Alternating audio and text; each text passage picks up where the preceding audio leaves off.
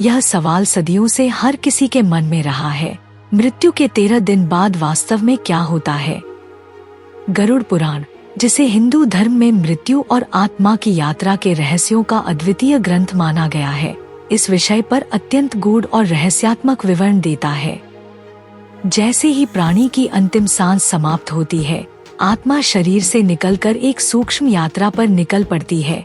एक ऐसी यात्रा जो न केवल इसके कर्मों का लेखा जोखा प्रस्तुत करती है, बल्कि उसे अगले जन्म, मोक्ष या यमलोक की ओर भी ले जाती है। गरुड़ पुराण के अनुसार मृत्यु के पहले दिन से लेकर 13वें दिन तक आत्मा पृथ्वी के वातावरण में विचरण करती है, जहां उसे अपने शरीर और परिजनों से जुड़ी स्मृतियों को धीरे धीरे त्यागना होता है।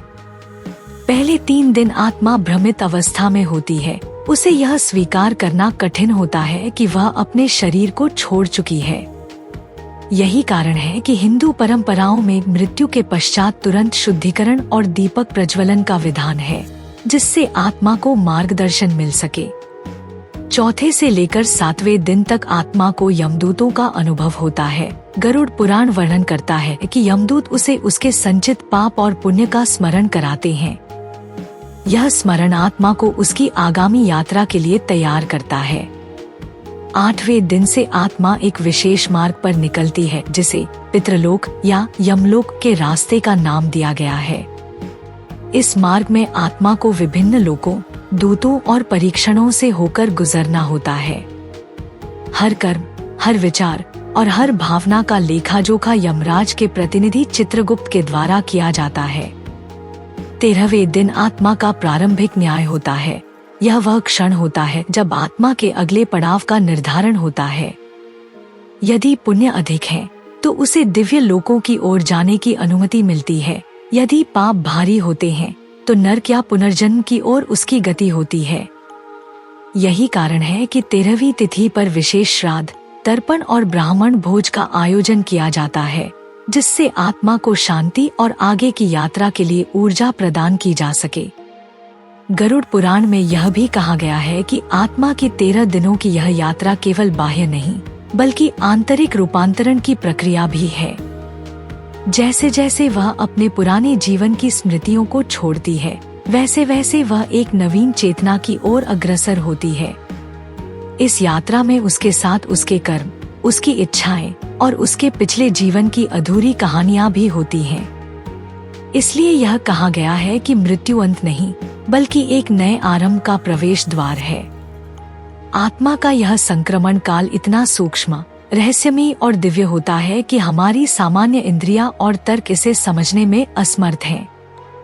लेकिन गरुड़ पुराण अपने प्रतीकों, कथा संरचना और गूढ़ संदेशों के माध्यम से इस रहस्य को हमारे सामने खोलता है। यह हमें सिखाता है कि जीवन और मृत्यु के बीच का यह सीमांत काल न केवल आत्मा के लिए निर्णायक होता है, बल्कि जीवितों के लिए भी एक चेतावनी और ध्यान का समय होता है। जब हम किसी अपने को खोते हैं, तब हम केवल शोक नहीं करते, बल्कि एक दिव्य जिम्मेदारी निभाते हैं, उस आत्मा की सही विदाई की। यही कारण है कि 13 दिन की यह प्रक्रिया केवल कर्मकांड नहीं, बल्कि ब्रह्मांडीय न्याय व्यवस्था का हिस्सा है। यह आत्मा की मुक्ति, पुनर्जन्म या नरक की ओर एक निर्णायक मोड़ है, और गरुड़ पुराण इसे हमें विस्तार से समझाता है ताकि हम न केवल मृत्यु को समझें, बल्कि जीवन को भी अधिक जागरूकता, करुणा और उद्देश्य से जी सकें। यही रहस्य, यही गहराई और यही दिव्यता हमें याद दिलाती है कि हर आत्मा एक यात्रा पर है और हम सब केवल यात्रियों हैं, एक अस्थायी पड़ाव में, एक अनंत यात्रा के मध्य में। इस अंतिम संस्कार के 13 दिनों के बाद आत्मा की यात्रा एक निर्णायक मोड़ पर पहुंचती है, जहां यमदूत आत्मा को यमलोक की ओर ले जाते हैं और रास्ते में आत्मा के कर्मों की गंध उसके चारों ओर फैलती है। अच्छे कर्मों की सुगंध आत्मा को ऊपर की ओर खींचती है, जबकि पापों की दुर्गंध उसे अंधकार की ओर धकेलती है। यह यात्रा केवल प्रतीकात्मक नहीं है, यह हमारे हर विचार, हर भावना और हर क्रिया का जीवंत परिणाम है।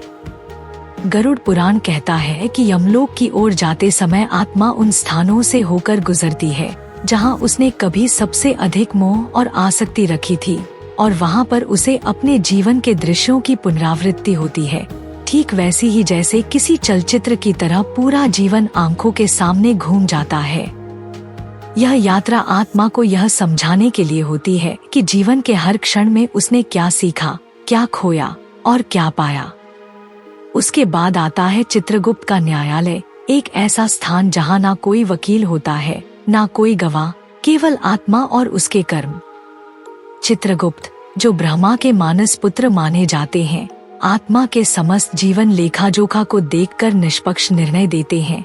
किस लोक में आत्मा जाएगी, किस योनि में उसका पुनर्जन्म होगा या उसे स्वर्ग नरक में कितना समय बिताना होगा। इस प्रक्रिया को धर्माधिपत्य कहा गया है, जिसमें आत्मा को यह बताया जाता है कि उसके अच्छे और बुरे कर्मों का फल उसे अगले जीवन में किस रूप में मिलेगा। गरुड़ पुराण में उल्लेख है कि यमराज का दरबार कोई भयावह स्थान नहीं है। यदि आत्मा ने धर्म के अनुसार जीवन जिया है तो वहाँ उसे सम्मान और विश्राम मिलता है। लेकिन जिन आत्माओं ने पाप किया है, जैसे कि छल, कपट, हत्या, अत्याचार, लोभ और क्रूरता, उन्हें यमलोक में भयंकर यातनाएं दी जाती हैं। इन यातनाओं का उद्देश्य केवल दंड देना नहीं होता, बल्कि आत्मा को उसके कर्मों की गहराई समझाना होता है। आत्मा को अग्निकुंड में डाला जाता है, उसे बर्फ की तरह ठंडी नदियों में गिराया जाता है, उसे लोहे के कांटों से चुभोया जाता है, और ये सब प्रतीक हैं उस मानसिक पीड़ा के जो उसने दूसरों को दी थी। यह शुद्धिकरण की प्रक्रिया होती है ताकि आत्मा अगली बार अधिक जागरूक होकर जन्म ले।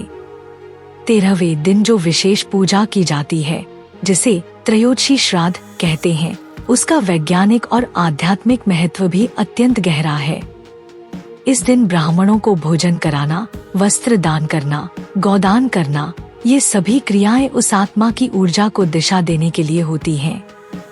हिंदू धर्म मानता है कि जब तक आत्मा को परिवार से ऊर्जा मिलती रहती है, तब तक उसकी गति तेज और सशक्त होती है।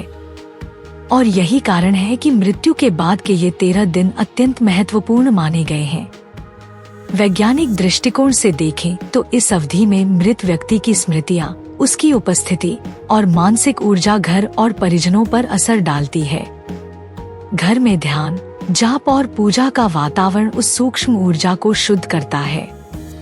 अगर हम गहराई से देखें तो गरुड़ पुराण केवल एक धार्मिक ग्रंथ नहीं है, यह एक ऊर्जा विज्ञान है, एक ब्रह्मांडीय चेतना का मार्गदर्शन है जो हमें मृत्यु के बाद की परतों को समझने में सहायता करता है।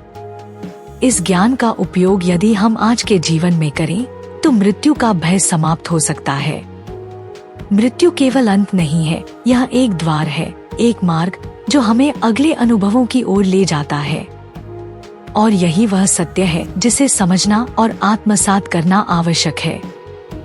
अतः जब हम गरुड़ पुराण के रहस्यमय दृष्टिकोण से मृत्यु के उपरांत की इन 13 दिवसीय यात्राओं को देखते हैं, तो यह केवल आत्मा की गति नहीं, बल्कि जीव की चेतना, कर्मों की गहराई और ब्रह्मांड के सूक्ष्म नियमों की झलक भी देती है।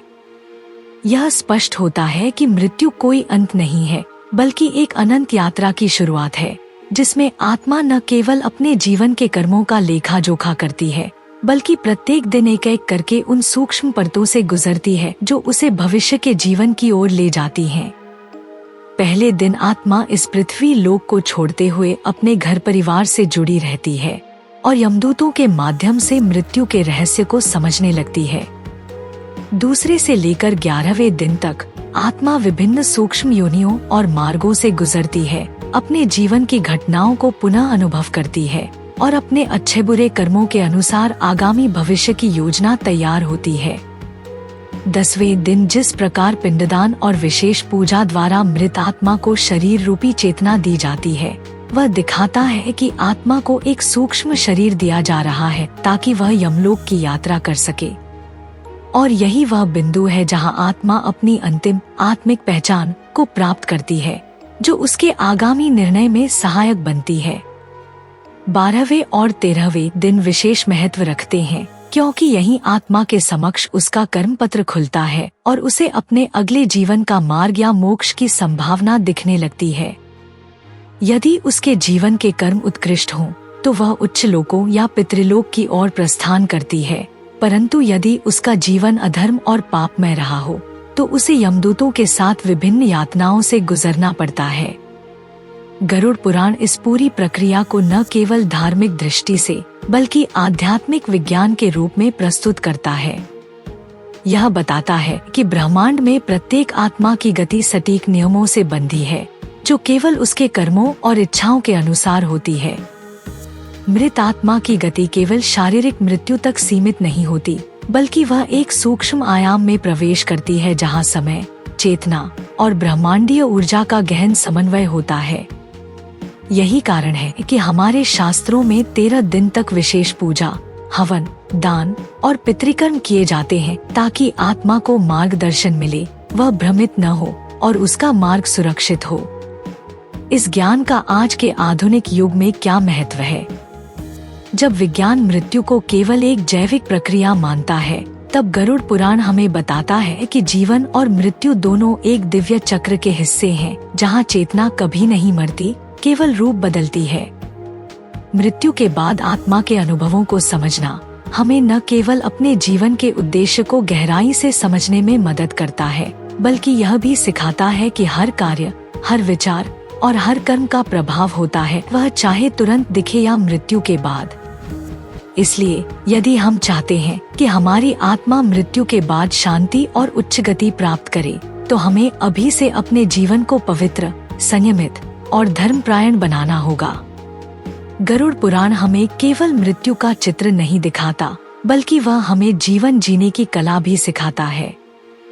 जब हम यह समझ जाते हैं कि मृत्यु के बाद भी हमारी चेतना जीवित रहती है, तब हमारे अंदर भय नहीं, बल्कि आस्था, जिम्मेदारी और ध्यान का भाव जन्म लेता है। इन 13 दिनों की सूक्ष्म यात्रा के पीछे एक दिव्य गणना छिपी है, और यह गणना ब्रह्मांड के उसी संतुलन से जुड़ी है जो न केवल आत्मा को मोक्ष की ओर ले जाती है, बल्कि जीव को जीवन के हर क्षण का महत्व भी समझाती है। इस ज्ञान के प्रकाश में जब हम अपने जीवन को देखें, तो हर सांस एक वरदान लगती है और हर कर्म एक अवसर आत्मा की अगली यात्रा को उज्जवल बनाने का। यही है गरुड़ पुराण का चमत्कारी सत्य, जो मृत्यु के पार की उस दुनिया की झलक देता है जिसे आज भी विज्ञान नहीं समझ पाया, पर ऋषियों ने सहस्रों वर्ष पहले अनुभव कर लिया था।